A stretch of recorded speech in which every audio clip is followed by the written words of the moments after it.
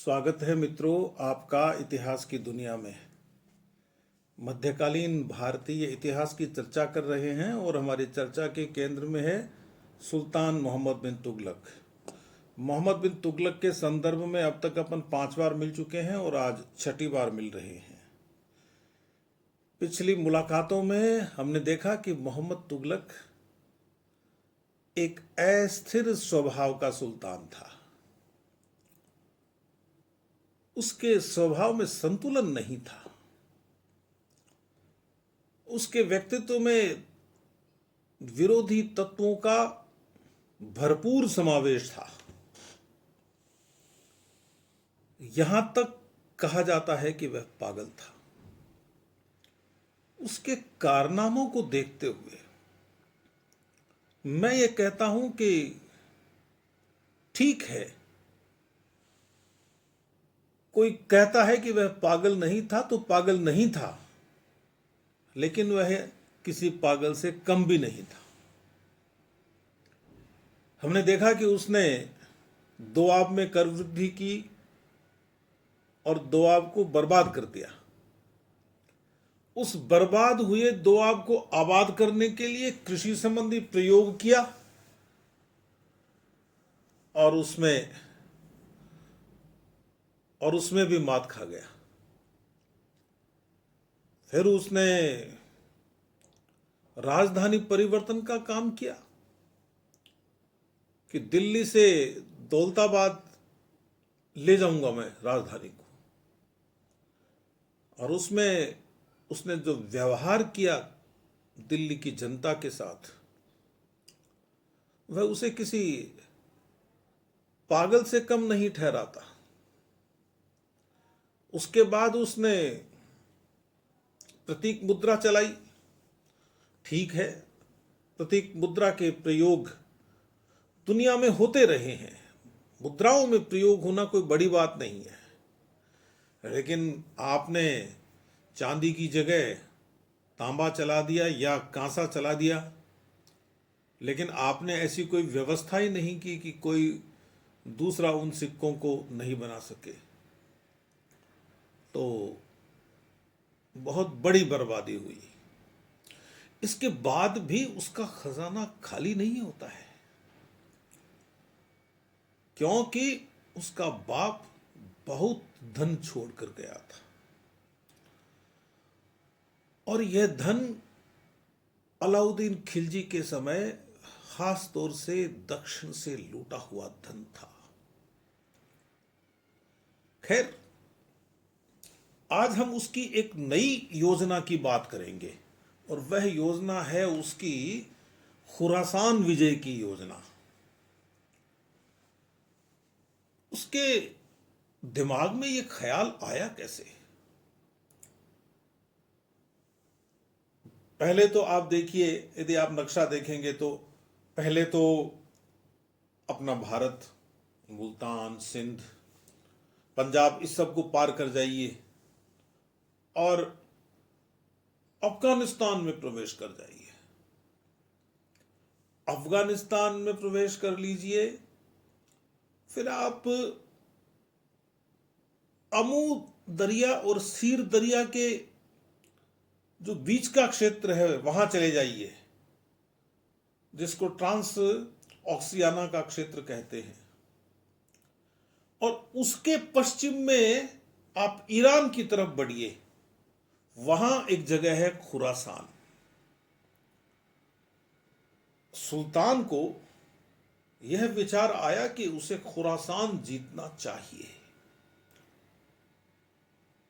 आजकल खुरासान ईरान का एक प्रांत है और बहुत छोटा है, लेकिन हम जिस समय के खुरासान की बात कर रहे हैं, खुरासान का मतलब होता है सूर्योदय, सूर्योदय की भूमि। वैसे तो सूर्योदय की भूमि कोई और है, सामान्य ज्ञान का प्रश्न है, आप ढूंढिए, बचपन से पढ़ते आ रहे हैं, लेकिन यहां इसका अर्थ बता रहा हूं, खुर मन सूर्य होता है। तो ये आज तो ईरान का कोई बहुत बड़ा प्रांत नहीं है, लेकिन उस जमाने में खुरासान अपने आप में एक बहुत बड़ा क्षेत्र था। इस पर ईरान के राजाओं की नज़र रहती थी, इस पर अफगानिस्तान वालों की नज़र रहती थी, इस पर जो रूस के जो क्षेत्र हैं, जो विभाजित रूस के जो देश हैं, वे देश भी बहुत सारे इसकी सीमा पर पड़ते हैं, तो उधर से भी दबाव रहता था। यानी खुरासान पर दूसरे देशों की नज़र रहती थी, आप ये समझ लीजिए। बहुत बड़ा चारागाह है। खैर, हमें तो यह देखना है ना कि मोहम्मद तुगलक ने खुरासान विजय की योजना बनाई थी, इसलिए मैं उस भूगोल में बहुत ज़्यादा नहीं जा रहा हूँ। इतिहास में रुचि रखने वाले लोगों के लिए ज़रूरी है कि वे भूगोल पढ़ते रहें। भूगोल का प्रारंभिक ज्ञान इतिहास के विद्यार्थी के लिए, इतिहास को समझने में रुचि रखने वाले लोगों के लिए बहुत ज़रूरी है। तो हुआ ये कि 1325 ईस्वी में मोहम्मद तुगलक गद्दी पर बैठता है और 1326 में मंगोलों की तरफ से हमला हो जाता है। मैंने अभी जिस ट्रांस ओक्सियाना प्रदेश का नाम लिया था ना, वहां तरमाशीरी नामक मंगोल सरदार का कब्जा था और वह हिंदुस्तान में घुस आया। उसने सिंध पर हमला कर दिया, आगे तक आ गया। मोहम्मद तुगलक सुल्तान बना ही था, जमने की कोशिश कर रहा था कि ये उखड़ने के संदेश प्राप्त होने शुरू हो गए कि यदि तरमाशीरी को रोका नहीं गया तो वह दिल्ली तक आ जाएगा, लाहौर मुल्तान सब निपटा के और दिल्ली आएगा। तो मोहम्मद तुगलक ने फौज भेजी और जो निष्कर्ष है उसकी फौज भेजने का वह यह है कि उसकी फौजें तरमाशीरी को पीछे धकेलने में सफल हो गई। अब इसके पीछे राजनीति क्या रही, कूटनीति क्या रही, या परिस्थिति कैसी बनी, यह एक अलग प्रश्न है। कई इतिहासकार तो तरमाशीरी के आक्रमण का जिक्र ही नहीं करते हैं। उस समय के जो लेखक हैं वे फरिश्ता जैसे लोग लिखते हैं कि मोहम्मद तुगलक की और तरमाशीरी की दोस्ती हो गई थी, दोनों के बीच में मित्रता हो गई। अर्थ यह निकाला जाता है कि मोहम्मद तुगलक ने उसको धन देकर लौटा दिया, वह चला गया। अब तरमाशीरी की स्थिति पर थोड़ा गौर कर लीजिए।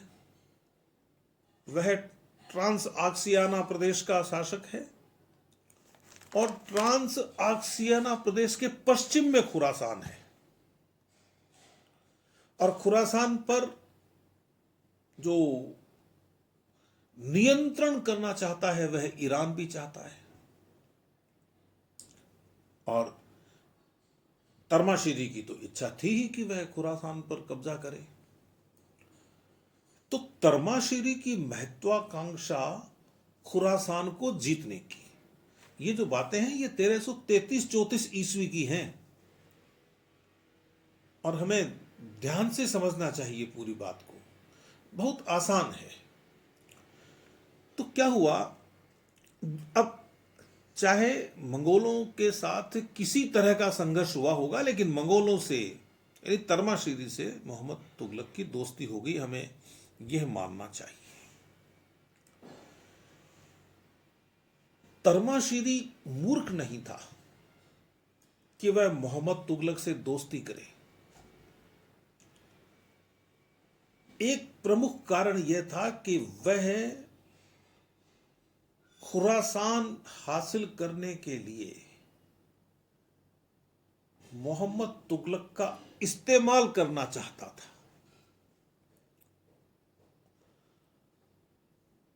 और मोहम्मद तुगलक जिसके मन में यह विचार था कि हम पूरी दुनिया को जीत सकते हैं, हम पूरी दुनिया में राज करेंगे। और दुनिया में राज करने के लिए जरूरी है कि हिंदुस्तान से बाहर निकला जाए। और हिंदुस्तान से जब बाहर निकलना है तो फिर अंतरराष्ट्रीय समझौते करने पड़ेंगे ना, इंटरनेशनल पॉलिटिक्स करनी पड़ेगी, इंटरनेशनल डिप्लोमेसी करनी पड़ेगी। इस लिहाज से तर्माशीरी से दोस्ती हो जाए तो अच्छा है। अब मोहम्मद तुगलक हिंदुस्तान, तर्माशीरी ट्रांस आक्सियाना, और इसके अलावा इन दो में तो दोस्ती हो ही गई। इन दो ने मिलकर और मिस्र के राजा से दोस्ती कर ली और यह बन गया एक त्रिगुट। और यह त्रिगुट किसके खिलाफ सक्रिय होता? ये सक्रिय होता ईरान के खिलाफ। और इस त्रिगुट की नीयत थी खुरासान पर कब्जा करने की। अब एक बात पहले सुन लीजिए, तर्माशीरी यदि खुरासान पर कब्जा करता है तो वह तो उससे जुड़ा हुआ क्षेत्र है, उसके राज्य से बड़ी आसानी से मिलाया जा सकता है, सीमा का विस्तार ही तो होना है। लेकिन ये मोहम्मद तुगलक साहब का वहां क्या इंटरेस्ट है? मोहम्मद तुगलक को खुरासान तक जाने के लिए तर्माशीरी के राज्य को पार करना पड़ता है। तो यदि वह खुरासान जीत लेता है तो फिर क्या उसकी योजना ट्रांस आक्सियाना को भी जीतने की थी?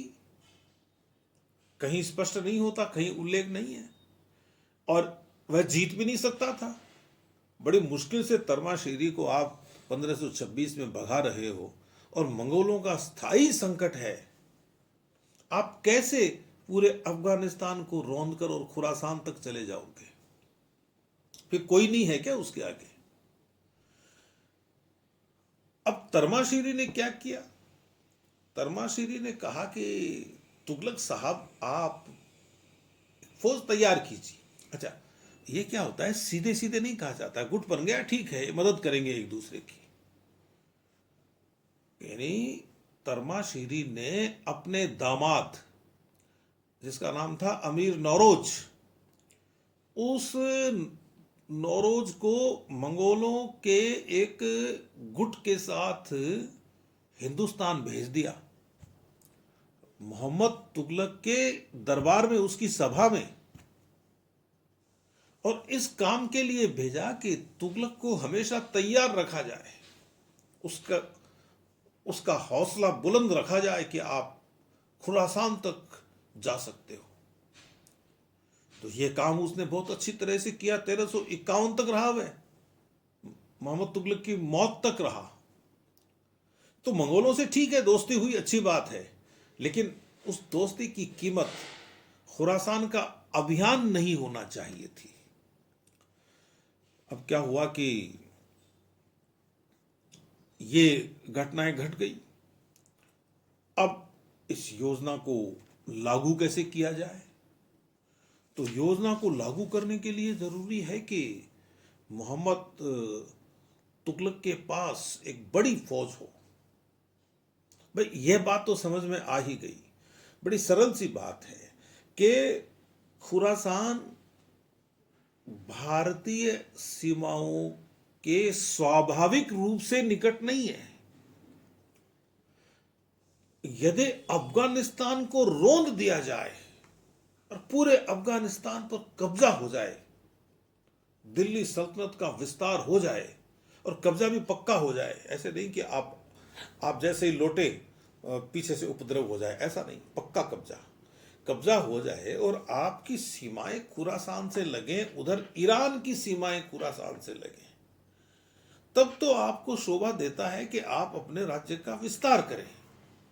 लेकिन बीच में किसी दूसरे के राज्य को पार करके और आप किसी तीसरे राज्य पर कब्जा करना चाहते हैं, और आपको यह समझ में नहीं आ रहा है कि ये जो व्यक्ति है तर्माशीरी के भेजे हुए, ये आपको बार बार प्रोत्साहित कर रहे हैं, तो क्यों कर रहे हैं?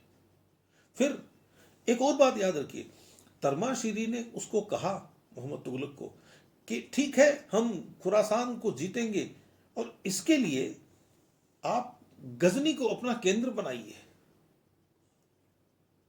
हम आपको गजनी दे देंगे, गजनी संभालिए आप। तर्माशीरी अपने राज्य का एक बड़ा शहर और दे रहा है किसी दूसरे राज्य के सुल्तान को, और वह वहां पूरा नियंत्रण बना रहा है अपना। यानी एक तरह से गजनी को अड्डा बनाने के लिए कह दिया गया कि गजनी को आप अड्डा बना लीजिए अपना, और अपनी फौजें वगैरह यहां आप छोड़ सकते हैं, फिर यहां से आगे की कार्रवाई आप करना। बड़ी जोरदार बात है साहब। यानी एक सुल्तान की कल्पनाशीलता देखिए आप, किस सीमा तक स्वप्नदर्शी है वह। आपसे हिंदुस्तान नहीं जीता जा रहा, हिंदुस्तान में स्थान स्थान पर विद्रोह होते हैं, उन विद्रोहों से आप नहीं निपट सकते। आपके हाथ में दक्षिण नहीं है ठीक प्रकार से, और आप जाना चाहते हैं पता नहीं कितनी दूर, कहां तक। तो यह बात सुल्तान सोच नहीं रहा है कि मैं यदि अफगानिस्तान में फंस गया तो ये, या खुरासान में फंस गया आगे जाके, तो ये भी हाथ से जाएगी सल्तनत। ये बात तो कोई भी समझ सकता था, बड़ी सामान्य बात है, लेकिन सुल्तान को कहे कौन? और सुल्तान ने ऐसे अपने मित्र बनाए भी नहीं थे कि उसको राय दी जा सके। अलाउद्दीन खिलजी ने तो फिर भी कुछ ऐसे दोस्त बनाए थे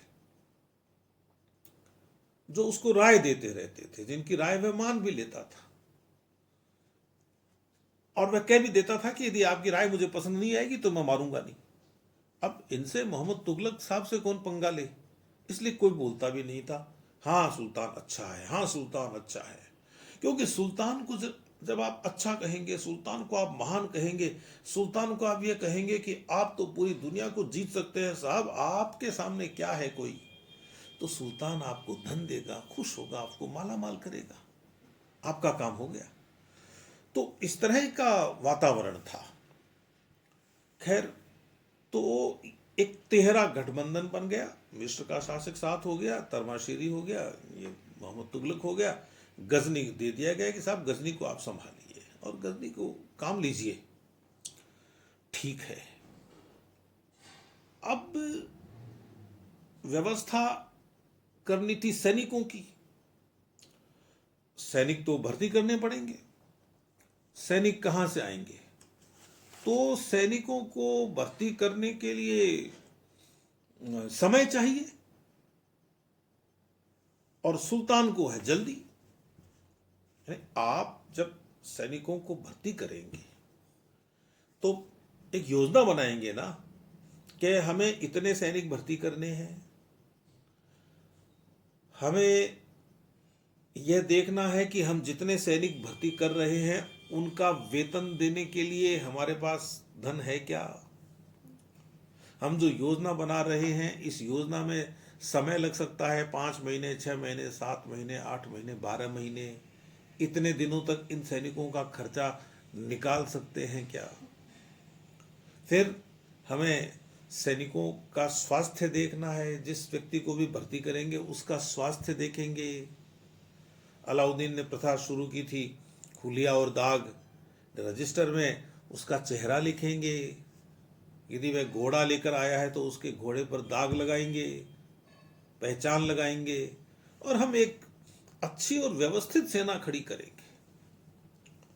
लेकिन यहां तो 3,70,000 लोग इकट्ठे किए गए फौज के नाम पर। इतनी फौज तो सुल्तान की जो नियमित फौज थी वह भी नहीं थी, उससे ज्यादा। यानी सपने देखने की भी एक सीमा होती होगी ना। इन्होंने बहुत बड़ा सपना देखा। वो जानता था ना कि बड़ी फौज हुए बिना तो जीता ही नहीं जा सकता दुनिया को। और उसके दरबार में आने वाले लोग उसको कहते रहे कि हाँ साहब, आप तो खुरासान जीत सकते हैं। यहां तक कि खुरासान से भी लोग उसके पास आते थे। खुरासान के जो लोग तरमाशीरी के संपर्क में थे, ये तो हर जगह होता है भाई। जो दूसरा पक्ष होता है, जहां जिन लोगों का कब्जा होता है, उन लोगों का विरोधी पक्ष जो होता है वह शत्रुओं से हमेशा ही मिलता है। तो खुरासान के लोग तरमाशीरी के संपर्क में थे। तरमाशीरी ने उनका संपर्क मोहम्मद तुगलक साहब से कराया। बोले साहब, ईरान और तुरान जीतने में क्या समय लगता है, आप जीत सकते हो। तो वह भावना तो काम कर ही रही थी। तो इसने क्या है कि फौज इकट्ठी की और बेतरतीब ढंग से फौज इकट्ठी की। न तो हुलिया लिखा, न उनके ढंग से नाम पते लिखे, मतलब कोई रजिस्टर मेंटेन नहीं किया व्यवस्थित रूप से। न उनका वेतन निर्धारण ढंग से किया। जो लोग जैसे जैसे मिले वैसे वैसे वह उनको इकट्ठा करता चला गया। उसमें मंगोल भी थे, उसमें हिंदू भी थे, मुस्लिम भी थे, सभी तरह के लोग थे। और एक ही बात कही जा रही थी कि हम खुरासान तक जाएंगे और इतना लूट का माल मिलेगा, इतना लूट का माल मिलेगा कि आपका वेतन तो आपको मिलेगा ही मिलेगा, वेतन के अलावा भी आपको उपहार मिलेंगे। तो लालच में फौज इकट्ठी हो गई। और अब क्या हुआ कि भाई अंतरराष्ट्रीय मामला था ना, इंटरनेशनल पॉलिटिक्स थी। तो एक ही दिन में तो वह निकल नहीं जाएगा फौज लेके। तरमाशीरी का संकेत होगा, मिस्र की ओर से संकेत आएगा, बहुत सारी चीजें होंगी। यानी इस फौज को इकट्ठा करते हुए और इकट्ठा करने के बाद भी 12 महीने निकल गए, लेकिन योजना जो है वो बनी नहीं, मतलब आगे नहीं बढ़ी योजना। किसी भी कारण से कोई जो कम्युनिकेशन का माध्यम है वह आज की तरह तो था नहीं। सूचनाएं आने में, सूचनाएं जाने में समय लगता था। तो दूसरा वर्ष प्रारंभ हो गया और इन 3,70,000 सैनिकों को तनख्वाहें देनी पड़ी। हालत यह हो गई कि खजाना खाली होने लगा। इतने सारे लोगों का खर्चा, खाना पीना, रहना, और इतने लोगों का वेतन, फिर साथ में घोड़े भी, और भी 1000 तरह की व्यवस्थाएं, खूब पैसा खर्च हो गया।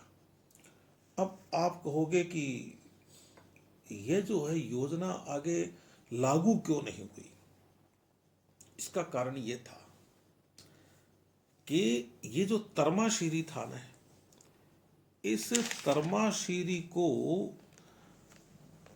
हटा दिया था। यानी वह अपदस्थ हो गया था, उसके हाथ से शासन निकल गया था। और जो मिस्र का राजा था उसने फारस के राजा से समझौता कर लिया था। जो फारस का राजा था उसका समझौता हो गया मिस्र के राजा से। तरमाशीरी की गद्दी हाथ से नहीं। अब किसने गद्दी ली, क्या हुआ, कौन था, उस बात से हमें कोई ज्यादा ताल्लुक नहीं इस समय। यानी यह त्रिगुट हो गया भंग। अब क्या करें। तो फिर बाद में कहा कि अब आप लोग जाइए सैनिकों से। यानी 1,00,000 लोग रखे। बोले मुझे अब दूसरा अभियान करना है, कराचील का अभियान करना है, जो मैं अगले अंक में जिक्र करूंगा आपसे। उतने लोग तो रख लिए और बोले बाकी जाओ। अब कईयों का वेतन बाकी रह रहा था, कईयों को यह था कि लूट के माल में हिस्सा मिलेगा, कुछ नहीं मिला। नतीजा क्या हुआ। नतीजा यह हुआ कि जिन लोगों को फौज से निकाल दिया गया था वे गुंडे बन गए, बदमाश बन गए, लुटेरे बन गए और पूरी सल्तनत में अव्यवस्था करने लगे। तो इस तरह से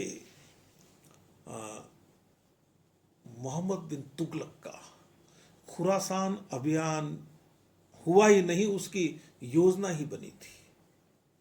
और यह बहुत अच्छा हुआ कि हुआ नहीं अभियान।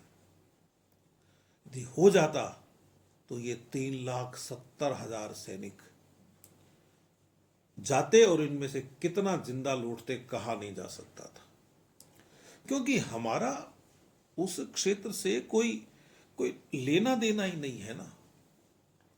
आप बीच के किसी साम्राज्य को, किसी व्यक्ति के राज्य को लांघ कर कैसे आप दूसरी जगह जाकर कब्जा कर सकते हो।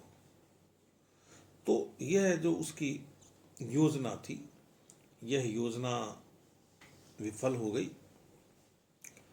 और उसके लिए जो लोग